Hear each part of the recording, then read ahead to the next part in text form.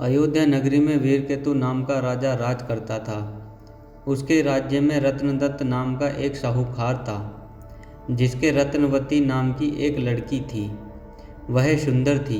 वह पुरुष के भेष में रहा करती थी और किसी से भी विवाह नहीं करना चाहती थी। उसका पिता इस बात से बड़ा दुखी था। इसी बीच नगर में खूब चोरियां होने लगी। प्रजा दुखी हो गई।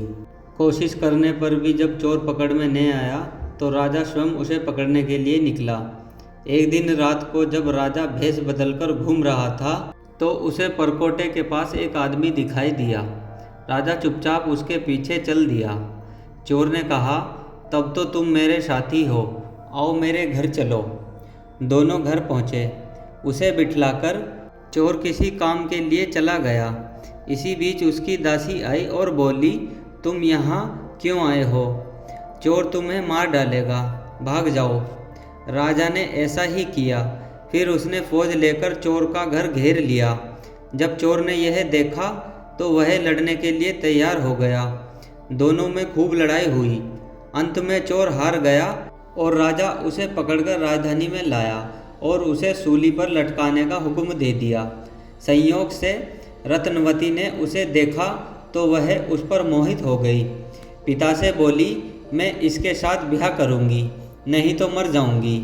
पर राजा ने उसकी बात न मानी और चोर सूली पर लटका दिया। सूली पर लटकाने से पहले चोर पहले तो बहुत रोया, फिर खूब हंसा।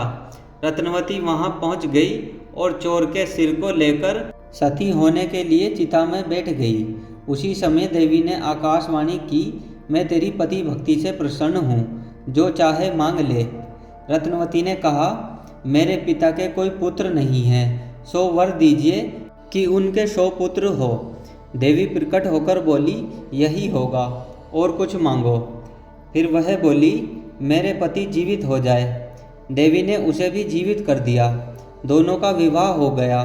राजा को जब यह मालूम हुआ तो उन्होंने चोर को अपना सेनापति बना लिया। इतनी कहानी सुनाकर बेताल ने पूछा, हे राजन, यह बताओ कि सूली पर लटकने से पहले चोर क्यों तो जोर जोर से रोया और फिर क्यों हंसते हंसते मर गया? राजा ने कहा, रोया तो इसलिए कि वह राजा रत्नदत्त का कुछ भी भला नहीं कर सकेगा। हंसा इसलिए कि रत्नवती बड़े बड़े राजाओं और धनिकों को छोड़कर उस पर मुक्त होकर मरने को तैयार हो गई। स्त्री के मन की गति को कोई नहीं समझ सकता। इतना सुनाकर बेताल गायब हो गया और पेड़ पर जा लटका। राजा फिर वहाँ गया और उसे लेकर चला तो रास्ते में उसने दूसरी कहानी सुनानी शुरू की। दोस्तों, आज की कहानी में बस इतना ही। आज की कहानी आपको कैसी लगी कमेंट बॉक्स में बताएं। कहानी पसंद आई हो तो वीडियो को लाइक और चैनल को सब्सक्राइब करें। मिलते हैं नेक्स्ट वीडियो में। जय हिंद दोस्तों।